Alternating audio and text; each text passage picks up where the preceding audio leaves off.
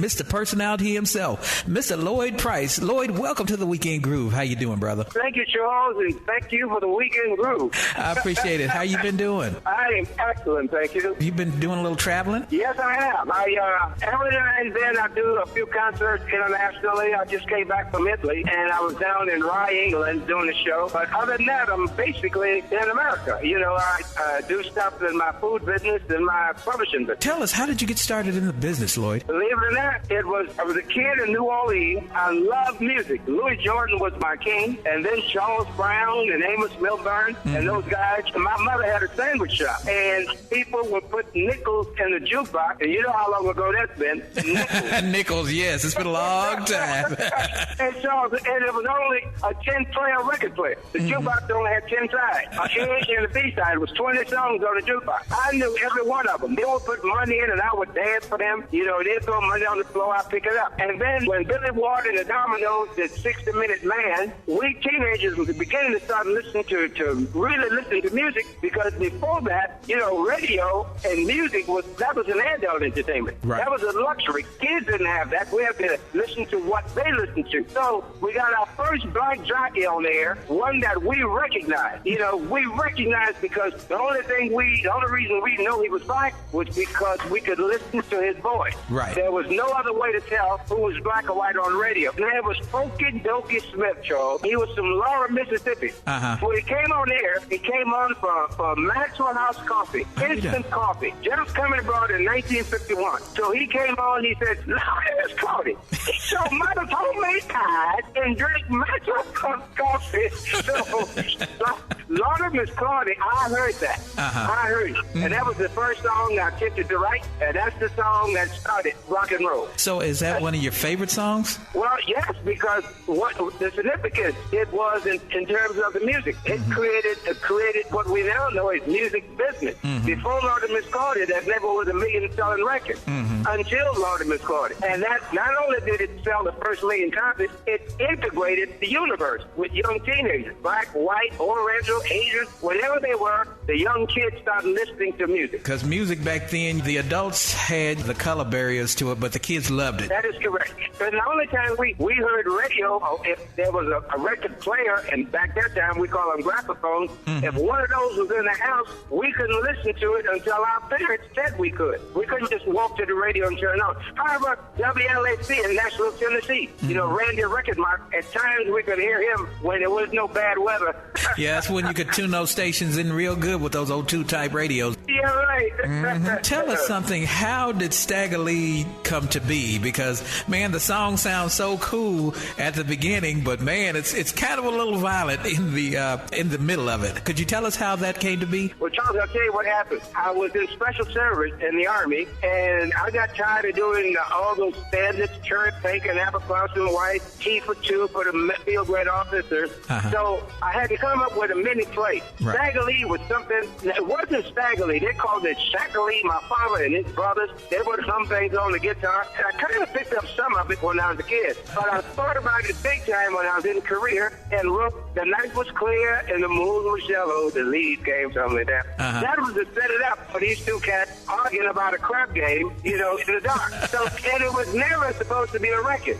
It was a B-side to a song I thought I'd written the best song in my life, a song called "You Need Love" when I got out of the Army. Stagger Lee turned out to be the deal. And I think it was the first rap song because American Bandstand would not play it because Stagger Lee and Billy was fighting and Stagger Lee shot Billy. Would not play it on American Bandstand because of that. Now, was it hard for the radio programmers to play it? The radio went right on it. They played it to death. I think it was number one for about 7 weeks. The record sold 3.5 million before it slowed down. It's been recorded 429 times. Some version or the other, yeah. Personality, how did that become? Well, right after Stagger Lee, I needed a record. I was on my way to Australia. I had to do 2 or 3 jobs before I left. And on this particular day, I was going into Pittsburgh when I got a call that said, "You're going to need a record because we don't know how long you're going to be overseas. We got to have a record by you." I had been thinking about people with personality. Every every living creature has a different personality. Right. I just had to figure out how to make that work. So I was thinking about the old Negro spiritual, way in the water.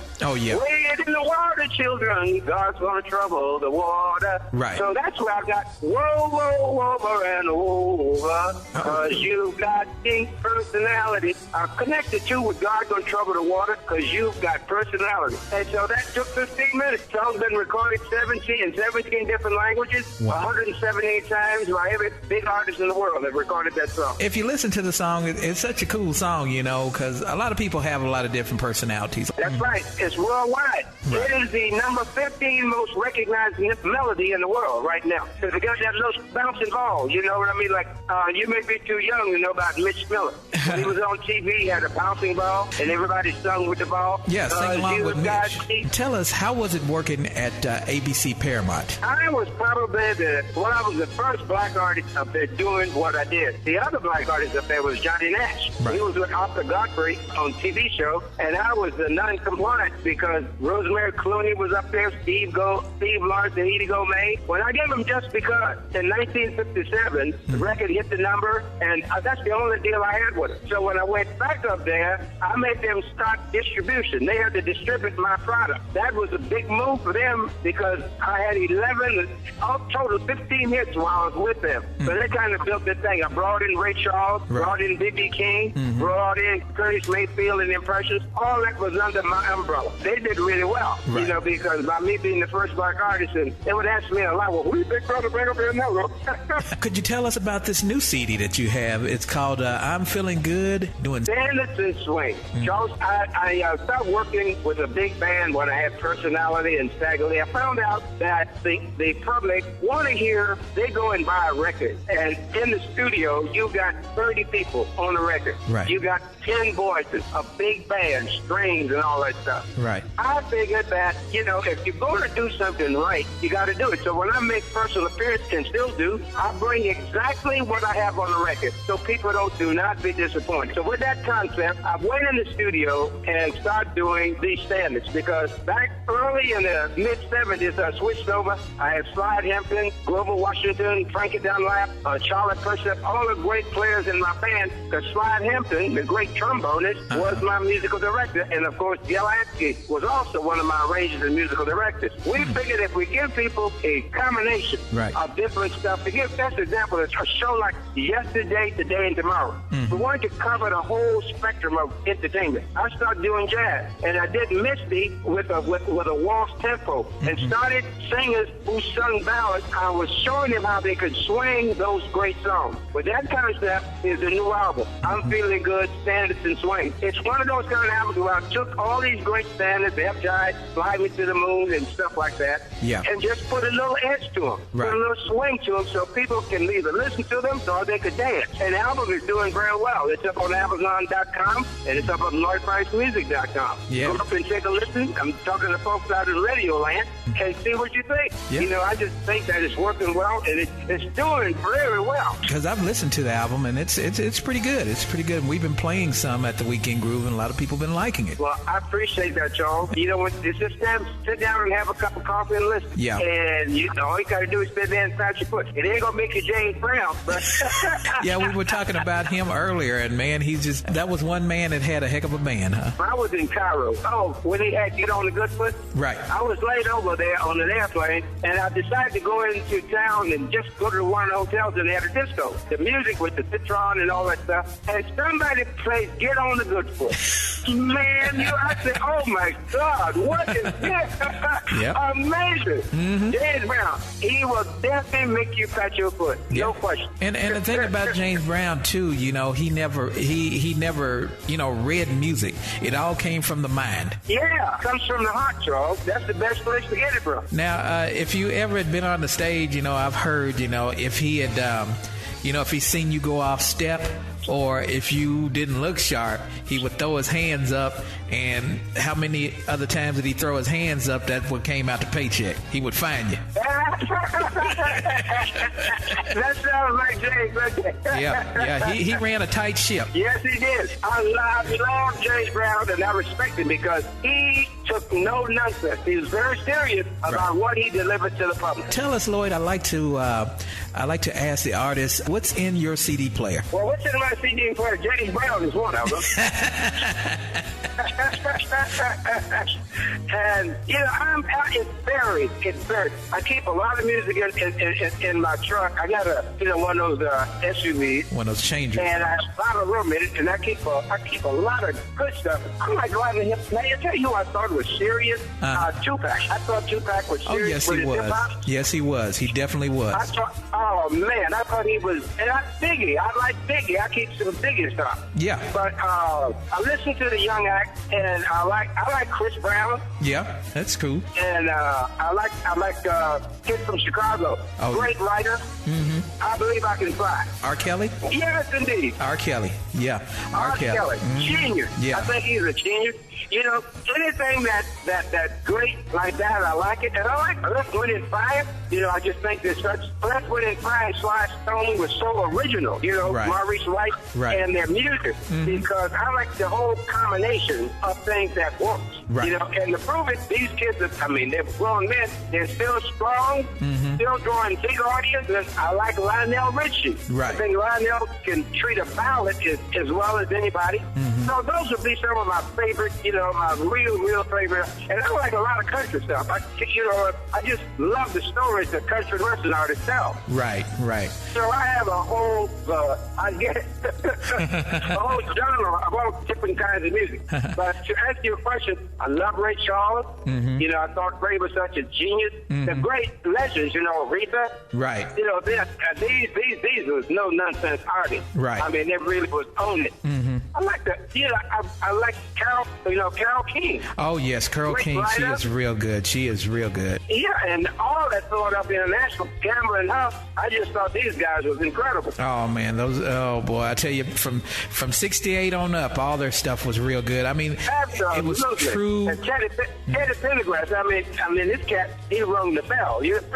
Right. It's such good music out there, and the newer artists, I can listen to it, and then I can't listen to it because some of it's kind of. It's kind of helter skelter to me, But they're on the charts. That's all I can say is they're on the charts, Yeah, but a lot of times there's no choice. No. They're spending their marketing dollars, and you be listening to stuff, and you say, I like that. And you can't remember one line in the song. You know what I mean? Right.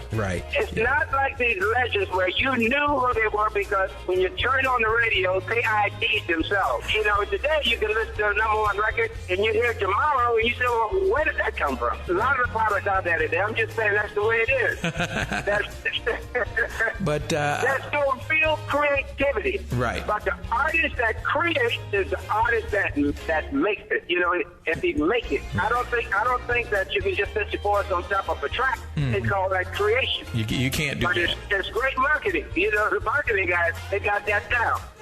That's about where I'm at, Charles, with that. Like when you went into the new studios and how they have everything laid out I don't think they have tape anymore. All it is just computerized. How did you feel about that? Well, I'm just saying, that's why everything sounds alike, because there's no creativity. It depends on what this engineer who does all the tracks, it's always his feeling, and the artist has to sing on top of what he feels. Right. Whereas during the time when I was really serious about making records, we had to create every note. Right. We had to create every beat.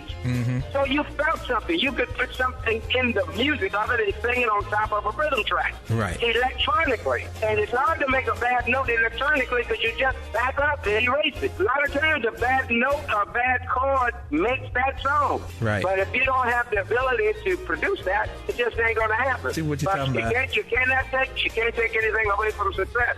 These kids are very successful. successful and making a lot of money. Right. And I think it all goes along with the time. But there's nothing left for the next generation, the next 10 years, the newcomer. I don't think that they're going to be able to sell it twice. Elevation didn't sell twice. Elvis didn't sell twice. You know, you got to have something that makes people want to go buy this product. The music industry is now download. Music business is sharing the music. Right. Now it's an individual. You download it in your iPod. You're the only one that hears it. You're right about that, boy. Technology is something else these days, man. I mean, you can send pictures and send music and do everything, you know. Yes. Well, look like that's going to be all, man, because we got to get on back into the grooves. And I sure do appreciate talking to you, man. Thank you, Charles. It was my pleasure.